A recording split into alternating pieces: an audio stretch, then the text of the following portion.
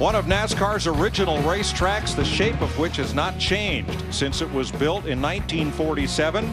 Neither the shape nor size. When built, this was a dirt track. It had 750 seats. They paved it in 1955. But the outer edge of the racetrack, its banking and its configuration have not changed through the 60s and on to today. Certainly there are more seats as NASCAR's popularity has greatly increased over the year, but it's the same old Martinsville. Let's talk about the keys to win this race. There's a lot more than three, but that's what we're going to do is the three most important keys. You see right there, we've been talking about it all during the pre-race. Preserve the brakes.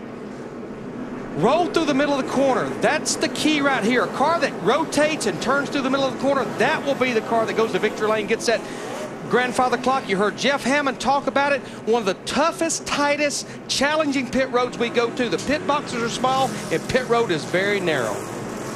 All right, Darrell, we're ready to race at Martinsville. Who you want to talk to? I'm going to talk to Jamie Mack. Let's see if we can raise him here. Hey, Jamie Mack, DW up in the Fox booth, bud. You got a copy? 10-4 DW, loud and clear. Pretty good run last week, my man. What you got for him today? Well, our car is good. It wasn't good enough to win in happy hour, so we have adjusted on a little bit. Hopefully Larry and Derek have made the right changes. Pretty excited. It's April 1st, which is Autism Awareness Month, and got the Autism Speaks logo here in our car. And man, I love Martinsville. I'm ready to go. Roger that. Did you let Larry Boy in the pits today? We did let him in the pits, and he's actually on the pit box. So Larry's done a great job for us this year. So really excited about everything we got going on right now. Larry Boy, you got him right? I sure hope so. I'd say we'll know here in about 30 minutes there. Oh, you're looking good, dude. Y'all have a great day. Good luck. 10-4. Larry Carter, Jamie's crew chief, as we get ready to race. The second pace car pulls off, having established pit road speed at 30 miles an hour for the back half of the field. Denny Hamlin, the 7th different pole sitter in the last 7 races at Martinsville, will lead them down to the green. That's my pick. That boy knows how to get around this joint. On a pole, I like it. All of the Joe Gibbs cars qualified in the top 7, Larry. A lot like Bristol. They seem to have their arms around this car tomorrow, the quickest of any of the organizations. 4 drivers make their first Cup start at Martinsville. There's Yaley Finish, who's qualified 5th. Tony Stewart is 7th. David Rudiman, Regan Smith, Juan Pablo Montoya, and A.J. Allmendinger make their first Martinsville start today. DW, 500 laps. Take care of your brakes. Be patient, and I'll let you know when we got 50 to go. And by the way, reach up here and pull those belts tight one more time. I love it. NASCAR's most historic track. 500 laps around the short track. And oh yeah, send us an order of those Jesse Jones Franks at halfway, DW. Boogity, boogity, boogity. Come on, boys, let's go racing.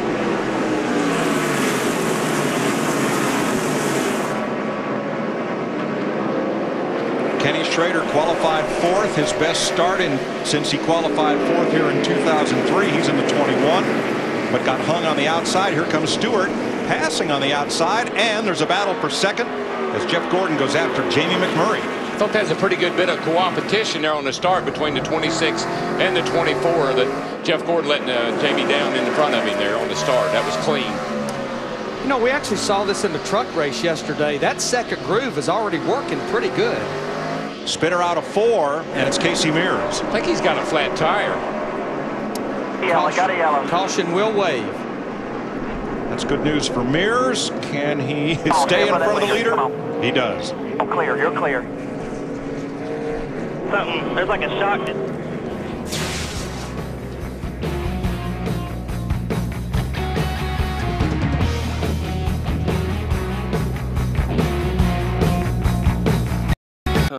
Floats across Martinsville Speedway. And on to the front straightaway. Denny Hamlin, 5th different pole for Joe Gibbs Racing at Martinsville. Tony has 3. Bobby Labonte had 1. And Denny Hamlin this weekend. We really had no cars come to pit road under that caution except for Casey Mears, and he's actually back on pit road now. We're getting a report that his sway bar arm came off is why he lost that car. Harvick on the move under J.J. Yaley. Makes the pass. Let's go pit side and check with Matt Yoakum. Mike, an observation and 2 concerns for 7-time Martinsville winner Jeff Gordon. First, he said it seems very difficult to pass early on, but he had a concern about brakes like so many others, seeing so much heat in those rotors during practice. His other observation was the fact that if he has radio problems, he'll put his hand on the door. The problem, he tried doing it, he could barely get his hand up there with this new, wider car tomorrow. You know, Jeff had brake trouble at Bristol last week, but let me tell you why. The car was not handling. When your car doesn't handle, you've got to stop it with the brakes. That's the only way you can get through the corner.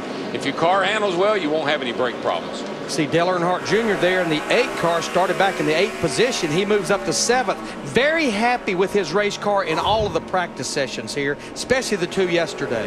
Carl Edwards, the 99, started 9th. He passes Schrader, who tucks in front of Tony Raines and Jeremy Mayfield. You're riding with Raines, Schrader ahead.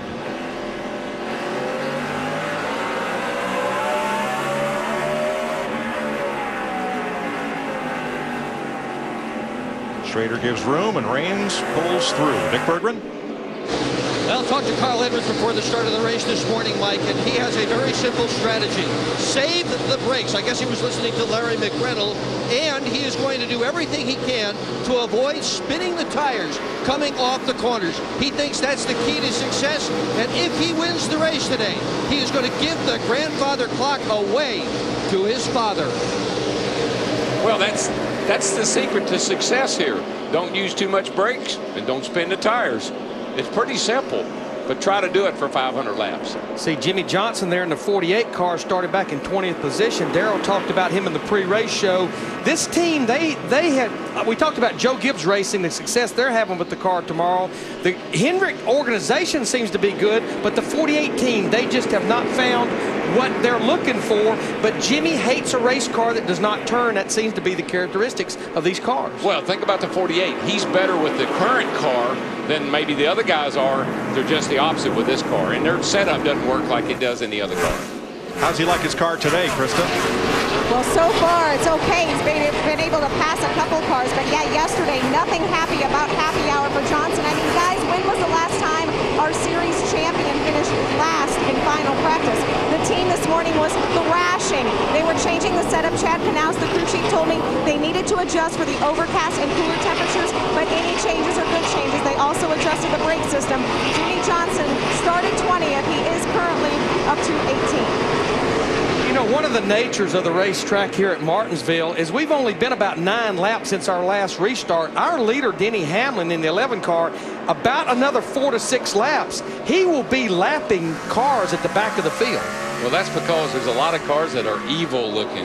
I mean, they are sliding sideways and not getting any forward bite. Guys have got some work to do on some of these cars. Darrell, the turns here are concrete. The straightaways are asphalt. When you make that jump off turn 2, when you get to that asphalt, does the car go squirrely on you? Yeah, that little transition from the concrete to the asphalt, just that little bump right there. You'll see the 99 right there. It always steps the back out just a little bit, and that's where you work on forward bite. Coming off the concrete, up on that asphalt, and not getting the back jukey. Yeah, we go to a lot of racetracks that are asphalt. We go to some racetracks that are concrete, like Bristol last week. This racetrack has both concrete in the corners, asphalt on the straightaways. Reason being, they tried asphalt all the way around this racetrack for a number of years, but because the tires gripped so good, it would just pull the asphalt out of the corners.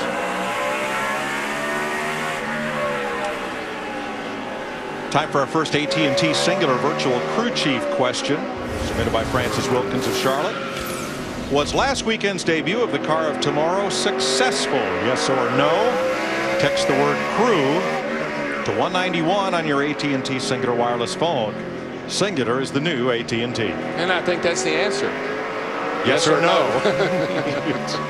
I can always count on you, Darrell.